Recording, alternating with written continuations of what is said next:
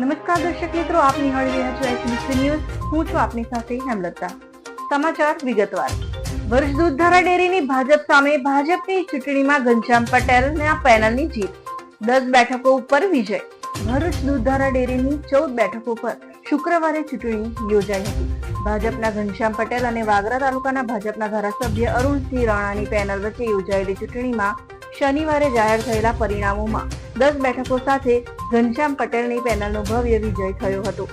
દૂધધારા ડેરીની શુક્રવારે યોજાયેલી 14 બેઠકોની ચૂંટણીમાં તમામ 296 મતદારોએ ચૂંટણીમાં ઉત્સાહભેર સાથે ભાગ લઈ મતદાન કરતા 100% મતદાન થયું હતું. બીજા દિવસે શનિવારે ભરૂચ આયોજન ભવન ખાતે મતગણતરી પ્રક્રિયા હાથ ધરવામાં આવી હતી, જેમાં ઘનશ્યામ પટેલની પેનલનો 14માંથી 10 બેઠકો સાથે ભવ્ય વિજય થયો હતો. વાગરા તાલુકાની એક બેઠક પર ટ્રાય થતા ચિઠ્ઠી ઉછાળીને પરિણામ નક્કી કરવામાં આવ્યું હતું. ઘનશ્યામ પટેલની પેનલનો 10 બેઠક પર વિજય સાથે ભવ્ય વિજય થતા તેઓ સતત 18મા વર્ષે ચેરમેન પદ પર બિરાજમાન થશે. ભાજપના વાગરાના ધારાસભ્ય અરુણસિંહ રાણાની પેનલ અને અપક્ષ મહેશ વસાવાની પેનલના મતદારોને 2 બેઠકો મળી હતી. ચૂંટણીના પરિણામ બાદ ભાજપના દિગ્ગજ નેતા અરુણસિંહ રાણાએ પોતાની પેનલની હાર સ્વીકારી હતી. ઉલ્લેખનીય છે કે દૂધધારા ડેરીની ચૂંટણી જાહેર થતા જ ભાજપના 2 દિગ્ગજો મેદાનમાં ઉતરતા ભાજપ અને ભાજપની જંગને લઈને રાજકારણ ગરમાયું હતું. ઘનશ્યામ પટેલની પેનલનો વિજય થતા તેમણે મતદારોનો આભાર વ્યક્ત કરી આ ભાજપની જીત ગણાવી હતી.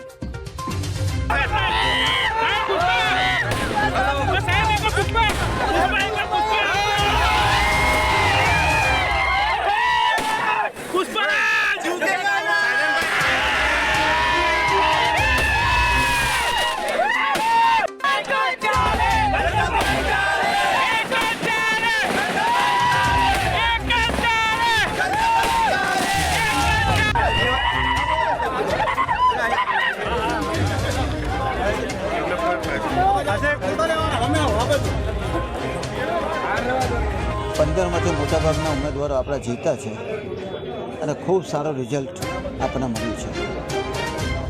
આ બદલ અમે મતદારોનો પણ આભાર માનીએ છીએ, પ્રદેશ ભારતીય જનતા પાર્ટીનો પણ આભાર માનીએ છીએ અને મારા શુભેચ્છક મિત્રોનો પણ આભારી છે. હવે આવનાર ચૂંટણીની અંદર શું ડિસ્ટ્રિક્ટ બેન્ક કે એપીએમસીમાં આપણી પેનલો જંગલો છે? મેન્ડેટ મુજબ કામ કરીશું અમે. ઘનશ્યામભાઈ, તમારી સામે હરીફ પેનલ થઈ છે, એ ઉમેદવારોને શું મેસેજ આપશે? મારે મેસેજ આપવાના બદલે મતદારોએ જ આટલો મોટો મેસેજ આપ્યો છે, જાકારો આપ્યો છે, એ સમજી જવું જોઈએ અમને. ઘનશ્યામભાઈ, આપણા ઝોનમાં આપણે બહુ પાતળી સરસાઈ મળી છે, એનું કારણ શું? જો એક મતે જીતે તો પણ જીતેલો ઉમેદવાર કહેવાય. મારી આગળ મની પાવર, મસલ્સ પાવર, દાબ દબાણ, ધાક ધમકી જે બધું આવ્યું છે તેના લીધે થોડો ફેર પડે, પણ પડે. હવે ચૂંટણી છે, જેને જે કરવું હોય તે કરે, જે જીતે તે સિકંદર. 50 વર્ષ પછી ભરૂચ જિલ્લાને જાંબાઝ અધિકારીઓ મળ્યા. ભરૂચના જાંબાઝ કાર્યશીલ ખંતીલા કલેક્ટર ગૌરાંગ મકવાણાને જશ મળવો જોઈએ. જાણવા માટે માહિતી પ્રમાણે આજથી 50 વર્ષ પહેલા જાંબાઝ બાહોશ કલેક્ટરે ભરૂચની રોડ રસ્તાની દશાઓ સુધારી હતી. આ અધિકારી કલેક્ટરશ્રી દબાણકર્તાઓને દિવસે નોટિસ આપતા અને રાત્રે દબાણોનો સફાયો કરતા આ જાંબાઝ અધિકારી સામે પણ ઘણા રાજકારણીઓ સામે થયા હતા. પણ ભરૂચનો નકશો બદલવાનો હોય માટે આ અધિકારી ગમે તેવા ચમરબંધી રાજકારણી હોય કે પછી અધિકારી હોય, કોઈને ગણકારતા નહીં અને હાલ ભરૂચનો નકશો બદલાયેલો જોવા મળે છે.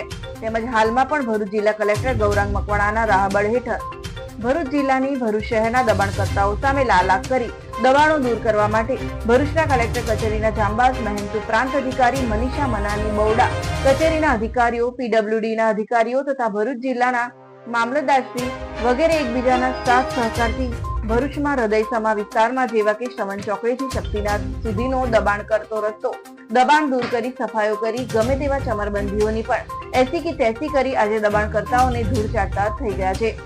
ભરૂચના રોડ રસ્તાઓ પહોળા થઈ ગયા છે. તેવી જ રીતની ભરૂચ નાકા પર આવેલા કંથારિયા ગામના રસ્તા પર દબાણકર્તાઓ દ્વારા દબાણો કરી રહ્યા હતા. તે દબાણકર્તાઓને પણ દબાણ દૂર કરી હાલ સુંદર અને સ્વચ્છ ભરૂચ બનાવવા, ટ્રાફિક મુક્ત બનાવવા માટેનો સિંહ ફાળો ભરૂચના કલેક્ટર શ્રી ગૌરાંગ મકવાણા, પ્રાંત અધિકારી શ્રીમતી મનીષા મનાનીને જશ જાય છે. તો આવા અધિકારીઓ ભરૂચમાં આવે તો ભરૂચનો જે દબાયેલો નકશો ઉકેલી પહોળો થઈ શકે તેમ છે. આ ભરૂચના નકશાને પહોળો કરવા માટે જાંબાઝ અધિકારીઓની પણ જરૂર છે. સહેલી બોરડી પર સૌ ચડે પણ ભરૂચના કામ કરે એ ખરા અધિકારી કહેવાય. આવા અધિકારીઓનો સન્માનને પણ પાત્ર ગણાય અને સન્માનવા જ જોઈએ.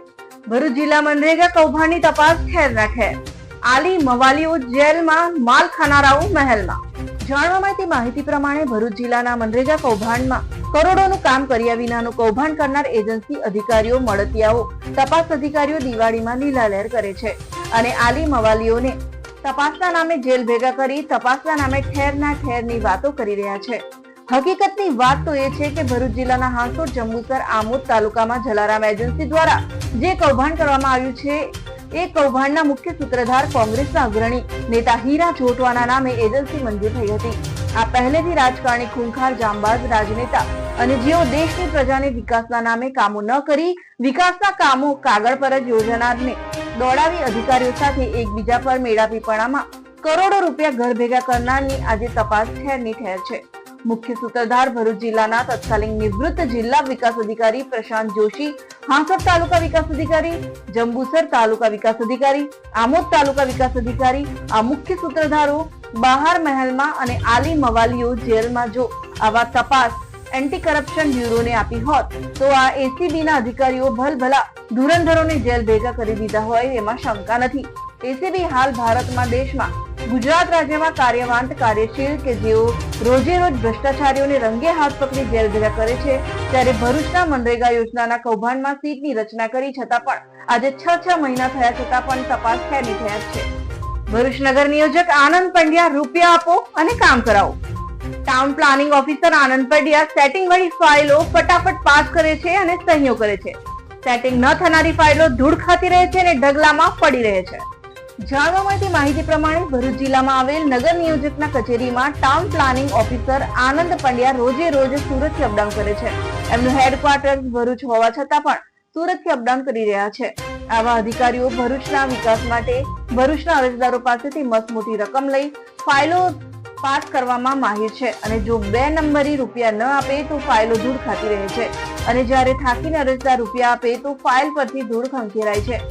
આવા ભ્રષ્ટાચારી અધિકારી કે જેઓ ભ્રષ્ટાચારના બેતાજ બાદશાહ કઈ રીતે અરજદારો પાસેથી પૈસા પડાવવા, અરજદારોને ફાઇલ ગેરવલ્લે કરાવી નિકાલ ન કરવો, રૂપિયા આપો તો જ ખોટી ફાઇલનો નિકાલ થાય.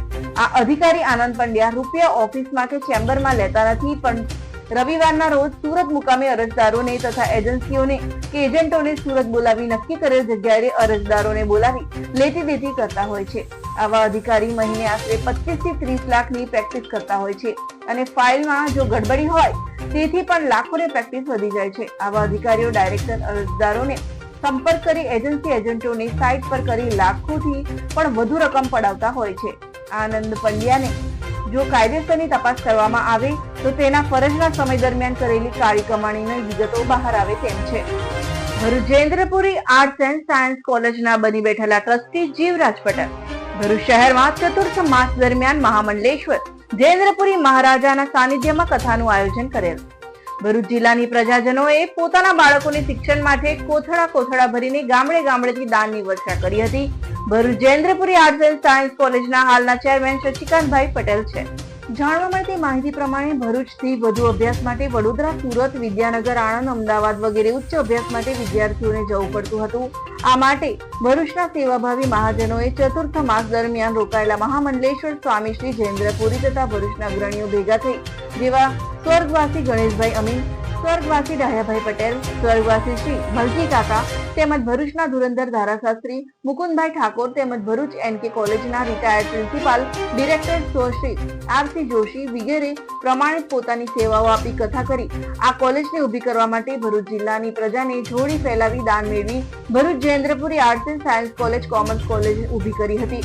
તે દરમિયાન રિટાયર્ડ પ્રિન્સિપાલ આરસી જોશી કે જેઓ નિસ્વાર્થપણે કોલેજનું સંસ્થાનું ધ્યાન રાખતા, સંચાલન કરતા અને કોલેજ ચલાવતા, તે દરમિયાન ભરૂચમાં આરસી જોશીના સંપર્કમાં આવતા જીવરાજ પટેલ પોતે પૂંછડી પટપટાવે તેમ આરસી જોશી સાથે રહી તે વખતે જીવરાજ પટેલને આરસી જોશી સાહેબે રૂપિયા 25,000નું માનદ વેતન કોલેજના સંચાલન માટે આપતા હતા.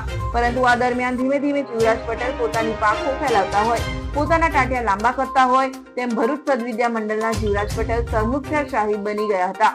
તેમણે કોઈ બોલતું કે કોઈ ટોકતું ન હતું. તેઓ એક જાણીતા બાંધકામના કોન્ટ્રાક્ટર પાસેથી કન્સલ્ટન્ટ ફી રૂપિયા 1,10,000 લેખે કટકી કૌભાંડ કરી હાલ જીવરાજ પટેલ કોલેજના બેતાજ બાદશાહ બની રહ્યા છે. મન ફાવે તેમ સંચાલન કરી રહ્યા છે. મેનેજમેન્ટની એસી કે તેસી કરતા જીવરાજ પટેલ પોતાની મનમાની ચલાવી રહ્યા છે.